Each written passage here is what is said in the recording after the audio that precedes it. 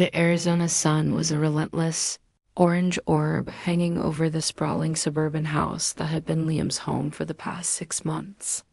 At 24, with a business degree still fresh in its tube, he felt like an imposter in the quiet, beige-toned order of his aunt's home. He'd taken the spare room out of necessity, a temporary landing pad while he navigated the soul-crushing process of entry-level job applications. His world was a curated feed of startup success stories and influencer hustle culture, a stark contrast to the slow, deliberate rhythm of this neighborhood. His next-door neighbor, Arthur, was a fixture of that rhythm. 78 years old, Arthur was a retired aerospace engineer who had, according to local lore, literally helped design parts for the Apollo missions. His house was a time capsule of wood paneling and well-loved books. His lawn a manicured testament to a lifetime of meticulous care. From his bedroom window, Liam would watch Arthur each morning.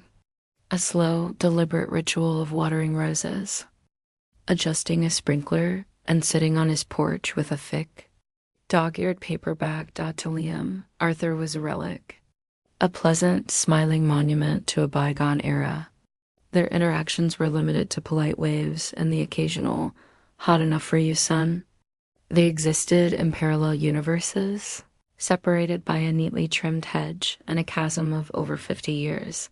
The collision of their worlds began, as these things often do with a minor crisis. A massive saguaro cactus, a proud centerpiece of Arthur's front yard for decades, had succumbed to a rare frost and subsequent rot. It was a hazard, tilting precariously, its massive arms threatening to crash down onto the driveway. Liam saw Arthur struggling one Saturday morning, his old hands trying to secure a rope around the towering, spiny corpse. It was a futile, almost dangerous endeavor, driven by a mix of pity and a desire to escape another hour of scrolling through job portals. Liam walked over.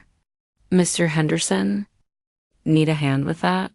Arthur straightened up, his face flushed with effort and frustration. "Liam, right? Appreciate the offer, but this old monster's got a mind of its own. Don't want you getting hurt." "I'm stronger than I look," Liam said with a grin. "And I've got a saw in the garage." What followed was a long, sweaty, and surprisingly complex operation. It wasn't just about brute force. It was about strategy. Arthur, with his engineer's mind, directed the proceedings. "No, not like that. The weight distribution is all wrong. We need to notch it here, see? Control the fall." He sketched a quick diagram in the dusty soil with a stick. Liam, who had expected to just muscle the thing down, found himself listening, learning. They worked in tandem, the young man's strength executing the old man's plan. When the final massive section of the saguaro was safely on the ground, they stood back, covered in sweat and cactus needles, sharing a rare, unguarded moment of triumph. "Thank you, Liam," Arthur said, his voice sincere. "I couldn't have done that alone. A man my age, well, you start to realize there are some battles you can't fight by yourself." "Anytime, Mr. Henderson," Liam replied, feeling a genuine warmth he hadn't expected. "Call me Arthur, and come on in. Least I can do is offer you a cold drink. Got some fresh lemonade." That lemonade turned into an hour on Arthur's porch. The interior of the house was exactly as Liam had imagined. Shelves bowed under the weight of books on everything from quantum physics to ancient history. Model airplanes suspended from the ceiling, and a faint, comforting smell of old paper and lemon polish. Arthur asked Liam about his job search, not with polite disinterest, but with a sharp analytical curiosity. "You're looking at marketing roles?" Arthur mused, sipping his lemonade. "Fascinating. The psychology of it? It's just applied systems theory, you know. Input, output, feedback loops. We were doing the same thing with flight control systems, just with less flair." Liam, who had always viewed marketing as a world of viral tweets and catchy slogans, was taken aback. I never thought of it that way. Most people don't, Arthur said with a wink. They see the surface, not the structure. In return, Liam found himself asking about the model airplanes. That single question unlocked a floodgate. Arthur's eyes lit up as he explained the principles of aerodynamics, the evolution of the jet engine, the sheer, terrifying beauty of calculating trajectories to the moon with slide rules and human brains. He spoke not with nostalgia, but with the passion of a man describing his life's great love. Liam was captivated. This wasn't the slow, boring monologue he'd feared. It was a masterclass. He pulled out his phone, not to check notifications, but to open his notes app. Can you say that again? About the Bernoulli principle? That's incredible. Arthur looked at the phone, then at Liam's intent face, and a slow smile spread across his weathered features. You're really listening. I am, Liam said, and he meant it. The next day, Liam was back, this time with his laptop. He showed Arthur his YouTube channel, a sad, neglected thing with 3 videos about life hacks that had garnered a total of 47 views. See? I'm trying to build something, but it's just noise, Liam confessed. Arthur peered at the screen. The content lacks a foundational thesis. It's all sizzle, no steak. He pointed a bony finger. You have the tools, but you're not building anything of substance. A wild, audacious idea began to form in Liam's mind. What if we built something together? And so The Gap in the Bridge was born. The concept was simple but potent. Liam would film Arthur explaining a complex concept from his era, the engineering behind the Saturn V rocket, the geopolitical tensions of the Cold War, the simple mechanics of a rotary phone, and then Liam would connect it to a modern equivalent SpaceX. Cyber warfare, the smartphone.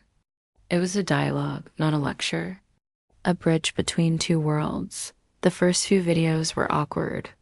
The lighting was bad, Arthur would get technical, and Liam would get lost, and the editing was choppy. Liam posted them with low expectations. The first video, How We Got to the Moon Without Smartphones, got a few hundred views, mostly from friends and family. But the comments were different from the usual YouTube chatter. My grandfather was an engineer on this project. Thank you for honoring his work. I'm 16 and I finally understand why the space race was a big deal. The respect between these two is amazing. They kept at it. Liam learned how to frame a shot, how to use editing software to add helpful graphics when Arthur's explanations became too dense. Arthur, in turn, learned to relax in front of the camera, to tell personal stories instead of just reciting facts. He spoke of the heart-stopping fear and pride of watching a launch, the smell of rocket fuel, the camaraderie of a team working toward an impossible goal. Liam's role evolved. He wasn't just the tech-savvy kid anymore. He was the curious student, the bridge builder for the audience. He'd ask the dumb questions everyone was thinking, and Arthur would answer with patience and wit. The chemistry was undeniable. The channel grew. A video about the analog origins of the internet went viral, getting picked up by a major tech blog. Their subscriber count exploded from a few hundred to 10,000, then 50,000.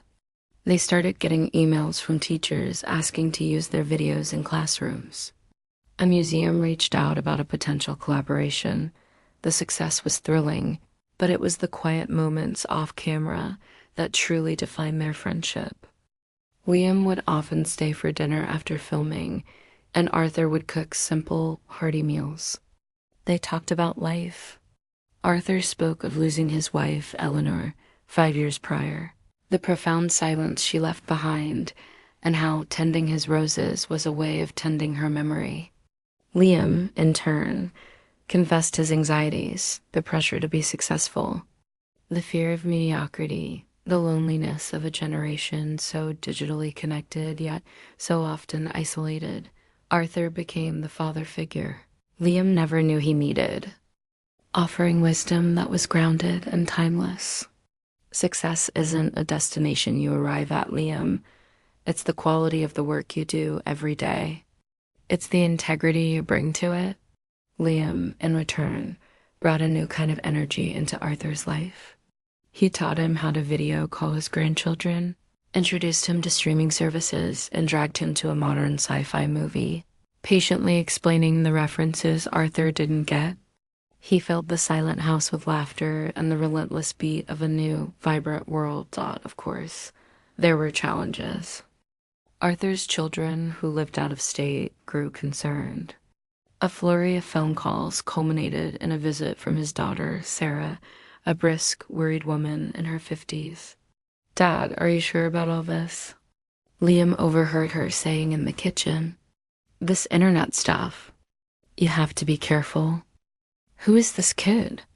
Is he taking advantage of you? Are you sure about the money?" Liam's heart sank. He felt like an intruder.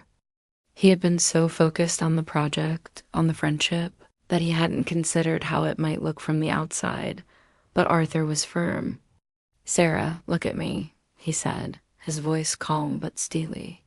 "For the first time since your mother died, I feel useful. I'm not just waiting around to die. This kid treats me with more respect and genuine interest than most people my own age. He's a friend, and the money from the channel is being handled fairly. We have a contract." He insisted on it. Later, Arthur found Liam sitting on the porch, dejected. "Don't you mind what she said?" Arthur stated, not asked. "She's worried. That's her job. But this is my life, and you are a part of it now, if you want to be." The moment solidified their partnership. They decided to be more